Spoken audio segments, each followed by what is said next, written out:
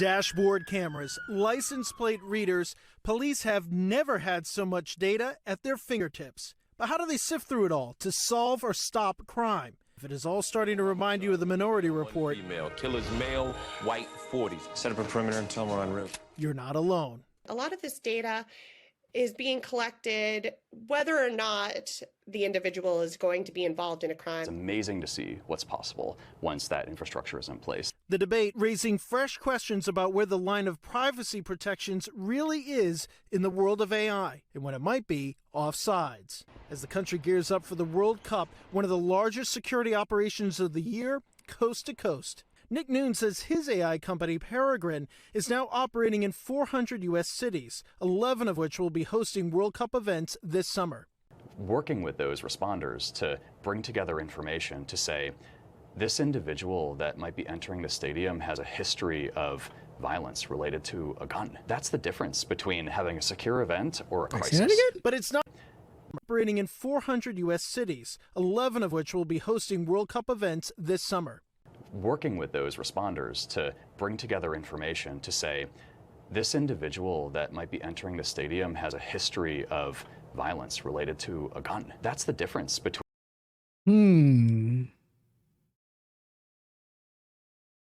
How do you feel about that? I'm not sure about that. So someone who's going into a stadium, whatever, like put whatever you want up there, right? They're saying stadium because it's a World Cup time, but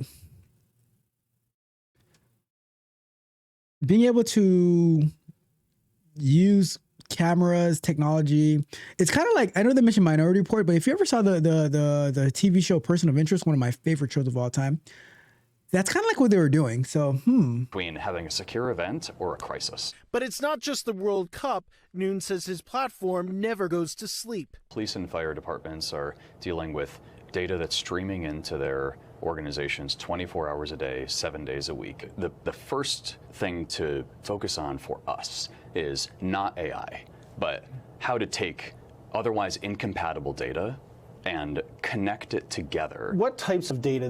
No, that's a good one right there. Data is king. Data is king. If you don't remember anything else, data is king. People will pay millions of dollars for data. Just for an email, they'll pay millions of dollars for. The thing is, data comes in so many different ways, and using AI to be able to aggregate that data and put it in and to sanitize it, huge. Then are we talking about reports that come from police departments, evidence such as body camera, video, case information, 911 dispatch calls. It's part of a technological revolution they hope becomes as integrated with the beat cop as the uniform and badge. Police say in Virginia, a photo of a man who abducted a little girl led them to identify him in 13 minutes because of the tech, which led to an arrest. In Arizona, shooting solved in minutes instead of days or weeks. And police say in Georgia, they're tracking drug overdoses to find where dealers are operating to try and save lives. Noon's co-founder, Ben Rudolph, says AI is making tech like this affordable to police departments, big and small. We've seen a lot. I am so torn by this. Oh, it's like, here's why I'm torn. The use cases that they've just announced, really, really good.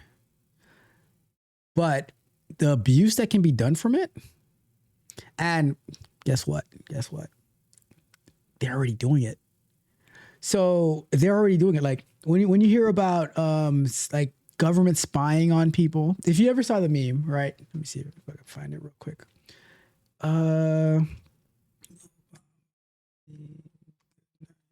Listening phone call. Let me see if I can find it.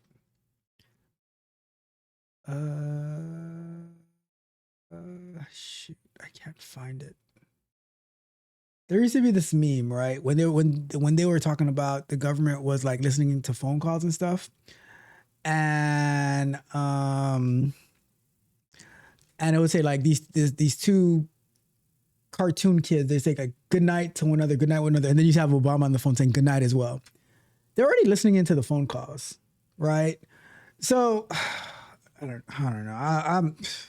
A lot of organizations that have undergone massive technology changes in one system and another system, and a single place where they can get back to the work that actually matters. It's cool to see. Paragrin isn't the only tech company hoping to harness AI to supercharge policing. The question privacy advocates have, will they cause more harm than good?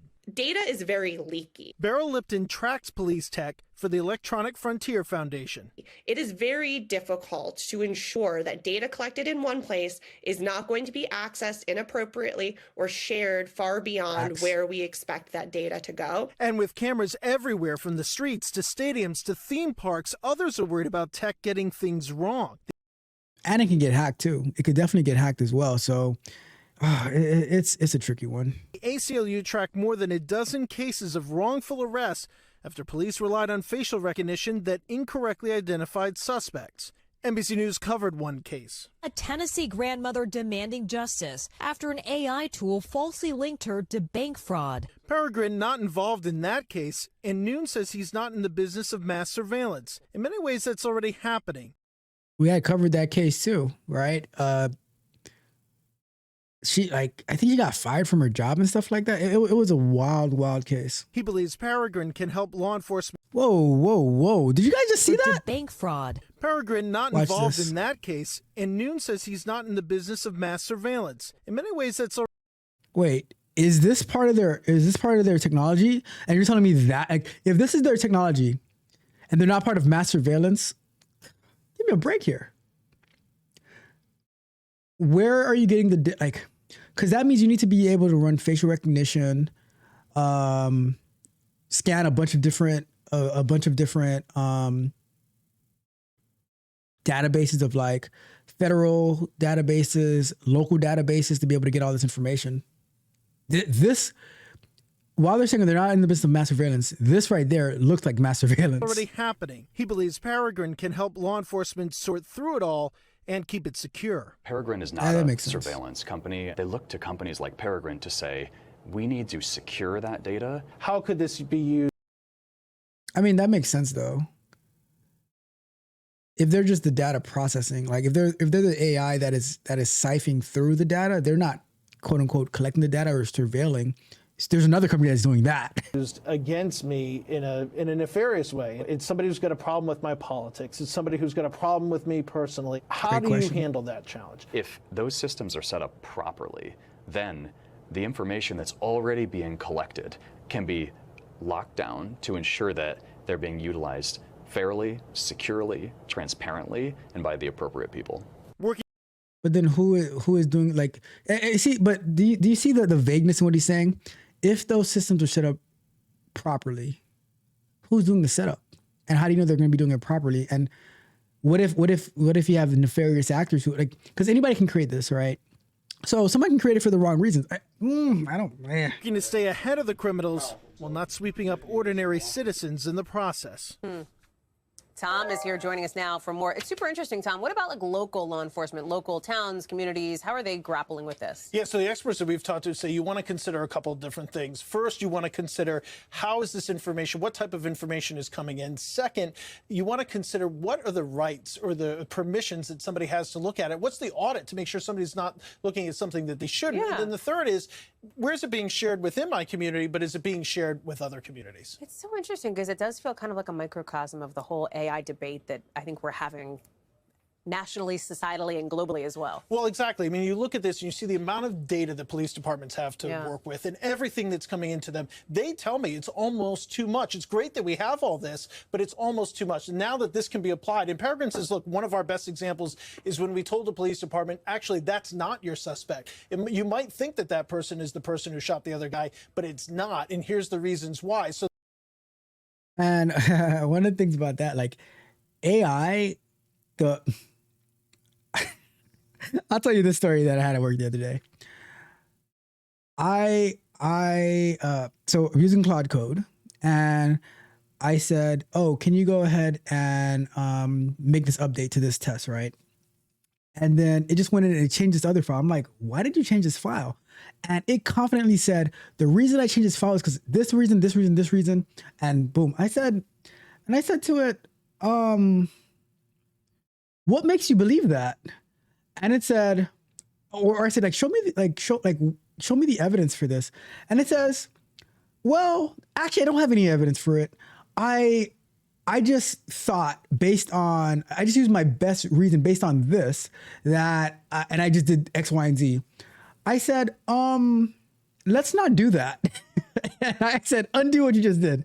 But AI will be very, very confident. And if you are early in the stages of using it, you're going to believe what it tells you.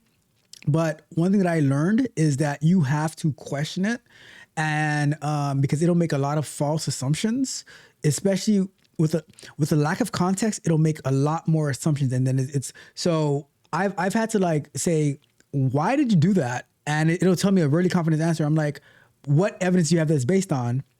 And sometimes they'll say, actually none. I'm like, all right, undo what you did. Like, let's not do that. And sometimes they'll say, oh, because of this reason, that reason, that reason. I'm like, okay, cool, that makes sense. Right. So you cannot just believe because it'll get you burned. All right. So they see it as a way of having that accuracy. But yeah, where does this all go remains the big AI question too. Tom Winter. Tom, good to see you, pal. Thank you very much. We thank you for watching. And so, and here are some of the instances of where we've seen AI, like police using AI, get it wrong. And I don't blame the AI at all. I blame the lack of good police work for this. But we saw the at the time it was 58-year-old grandfather who was falsely identified by AI, and the police arrested him, put him in jail for 5 hours before they found out that it wasn't him. But he was assaulted. He was assaulted while his 5-hour stint in jail, violently assaulted. So there was that one. And there was the one where the 50-year-old grandmother in Tennessee was accused by AI of committing bank fraud in like North Dakota or something like that. And she was extradited to North Dakota, lost a bunch of stuff. Like, I think she lost her job and stuff like that, had all this nonsense, cost her a lot of money. And then the most recent one that we reviewed, where the teenagers, they were held at gunpoint because the AI system identified a bag of chips as a gun. So I don't know about this particular software, but if the police are going to be relying on AI, if the police are going to be outsourcing their work to AI, it's going to be an absolute failure. AI is a tool, it is an assistant, but it is not supposed to replace your job. So that's why when you hear all of these white collar jobs are going to be replaced, I don't buy it whatsoever. I don't buy it. So I think there's a place for AI in, you know, policing and any type of job, right? Like helping with reports. I like that idea of the AI dispatcher that we reviewed the other day, where you call in to the non-emergency number and it's okay, what can I help you with? Oh, I need to look up a case. It can go and go to the database and look up the case information, whatever. So there's some things that if it gets it like not 100% accurate, that's fine. But trying to identify criminals and stuff like that, there needs to be some good police work behind it. If they're just going to be believing it because if AI says, oh, it looks like this person did it, and you're like, oh yeah, it must be that person, put them in jail. No, that's not good at all. I don't like it whatsoever. All right. What do you think? What do you think about police using AI, especially what we reviewed in this video about their quote unquote non-mass surveillance, using AI, like AI capturing all this data? I see some good parts. I see a lot of bad parts, and it makes me nervous. What do you think? Does it make you nervous as well, like as it makes me? Drop me a comment below. Share your thoughts. Do me a favor. Like, share, subscribe, hit the notification bell so you can know every time we go live and drop new content as well. Go to techcoachraff.dev so that we can have this conversation at our Vibe Code and Chill. You can join us for Scrum Nights, get access to Resume Flow, get access to Tech Barbarian's coaching portal, get access to the Speaker Sites, the app, so it can help you revolutionize all areas of your life over at techcoachraff.dev. They see the wins, but they don't see the work. They don't see the pioneer digging in the dirt, digging to the core. This that 305 hustle, baby. Let's ride.